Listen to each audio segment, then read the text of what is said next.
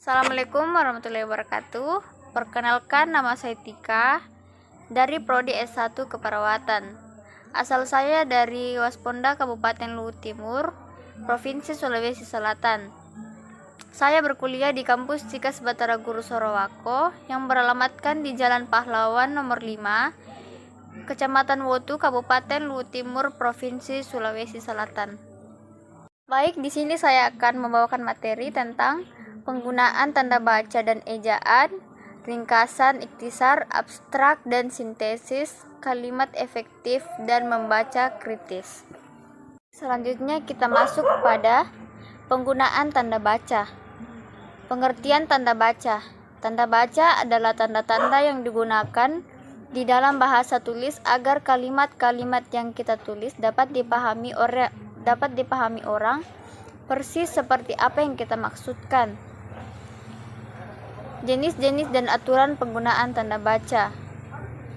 Ada tanda titik, tanda koma, tanda titik koma, tanda titik dua, tanda hubung, tanda pisah, tanda tanya, tanda seru, tanda elipsis, tanda petik tunggal, tanda kurung siku, tanda garis miring, dan tanda penyingkat atau apostrof.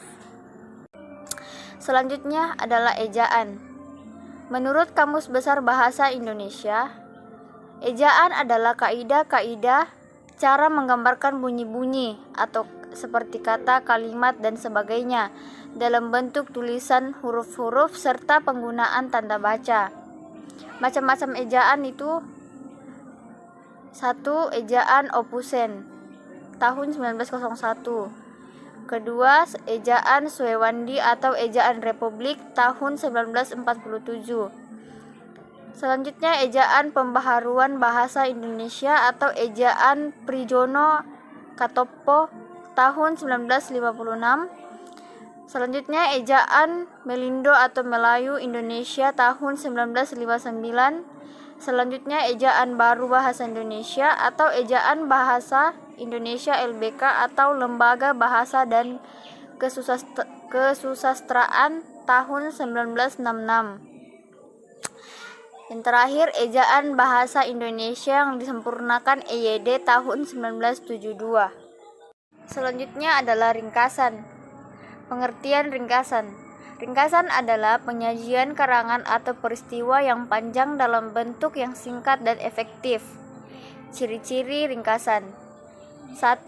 Pengungkapan kembali bentuk kecil dari sebuah karangan. Kedua, mereproduksi kembali apa kata pengarang. Ketiga, mempertahankan urutan-urutan gagasan yang membangun sosok atau badan karangan. Yang keempat, penyusun ringkasan terikat oleh penataan isi dan sudut pandang pengarangnya. Dan yang kelima, kalimatnya pendek-pendek dan senada dengan kalimat pengarang aslinya. Langkah-langkah membuat ringkasan. Yang pertama itu membaca naskah asli, yang kedua mencatat gagasan utama, dan yang ketiga mengadakan reproduksi. Selanjutnya adalah ikhtisar.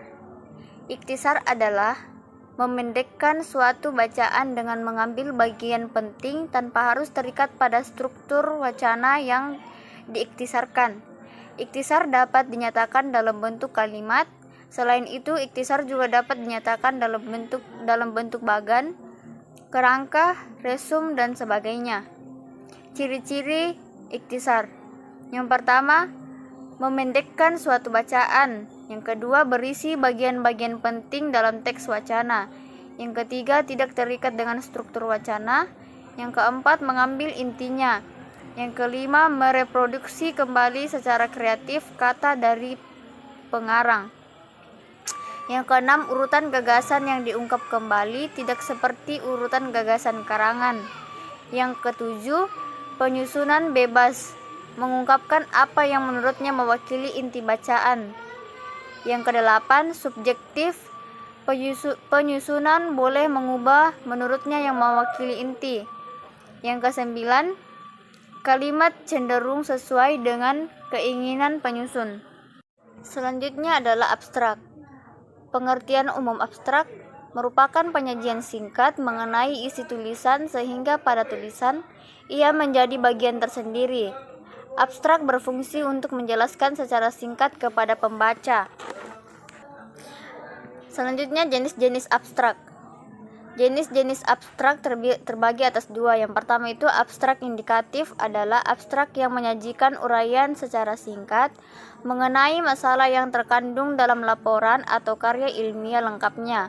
Yang kedua, abstrak informatif, adalah miniatur laporan atau karya ilmiah asli dengan menyajikan data dan informasi secara lengkap sehingga pembaca tidak perlu lagi membaca tulisan aslinya kecuali untuk mendalaminya. Selanjutnya adalah langkah-langkah membuat abstrak. Yang pertama merupakan uraian ringkas, cermat dan menyeluruh sehingga mencerminkan keseluruhan isi judul. Yang kedua, tanpa komentar dari pembuatnya di luar apa yang dikemukakan dalam karya ilmiah. Yang ketiga, dapat dikerjakan orang lain, tetapi sebaiknya dibuat sendiri oleh penulisnya karena ia lebih memahami apa yang disajikannya dalam karangan ilmiah tersebut. Yang keempat adalah isi suatu abstrak sebaiknya jangan melebihi 250 kata atau sekitar 25 baris jika setiap baris terdiri atas 10 kata. Yang kelima adalah dalam abstrak tak ada pergantian paragraf atau tanpa alinea. Artinya adalah dalam abstrak tidak ada paragraf. Yang keenam adalah huruf yang digunakan dalam abstrak sebaiknya berbeda besarnya dengan huruf isi karangan ilmiah. Yang ketujuh, sedapat mungkin dihindari pemakaian kalimat aktif, sebaiknya kalimat pasif. Yang kedelapan, kepustakaan, singkatan, ilustrasi, grafik dan tabel tidak boleh dicantumkan. Dan yang kesembilan, di bawah abstrak sebaiknya dicantumkan kata-kata kunci atau keywords sebanyak 3 hingga 10 kata yang kira-kira dapat dipakai untuk mengindeks karangan ilmiah kita dalam suatu deretan karangan ilmiah sejenis. Selanjutnya, kalimat efektif. Kalimat efektif adalah kalimat yang sesuai dengan kaidah bahasa, baik ejaan maupun tanda bacanya, sehingga mudah dipahami oleh pembaca atau pendengarnya. Dengan kata lain, kalimat efektif mampu menimbulkan kembali gagasan-gagasan pada pendengar atau pembacanya seperti apa yang dimaksud dengan penulis. Adapun ciri-ciri dari kalimat efektif, yang pertama itu kesepadanan struktur, yang kedua kepararelan bentuk, ketiga kehematan kata, keempat kecermatan, kelima ketegasan, keenam kepaduan, dan ketujuh kelogisan. Selanjutnya adalah membaca kritis. Membaca kritis adalah membaca yang bertujuan untuk mengetahui fakta-fakta yang terdapat dalam bacaan, kemudian memberikan penilaian terhadap fakta itu. Teknik membaca kritis. Yang pertama, pilihan waktu yang menurut Anda sesuai untuk membaca. Waktu yang sesuai di sini adalah waktu di mana tidak terdapat gangguan baik dari luar maupun dari dalam. Yang kedua, pilihan tempat dan suasana yang sesuai untuk membaca, yaitu tempat terang, sejuk, bersih, nyaman, tenang, dan rapi. Yang ketiga, perhatikan posisi. Pastikan posisi anak yang benar dengan posisi tegak, tidak bungkuk, dan pastikan jarak antara buku dan mata anak kurang lebih dari 30 cm. Yang keempat, siapkan juga hal-hal yang biasanya membantu anak dan membaca seperti pensil atau spidol. Yang kelima, lakukan survei isi buku. Yang keenam, membuat pertanyaan. Yang ketujuh, membaca teliti. Yang kedelapan, lakukan evaluasi. Dan yang terakhir, tinjau ulang. Baik, mungkin itu saja yang bisa saya sampaikan pada hari ini. Kurang dan lebihnya mohon dimaafkan.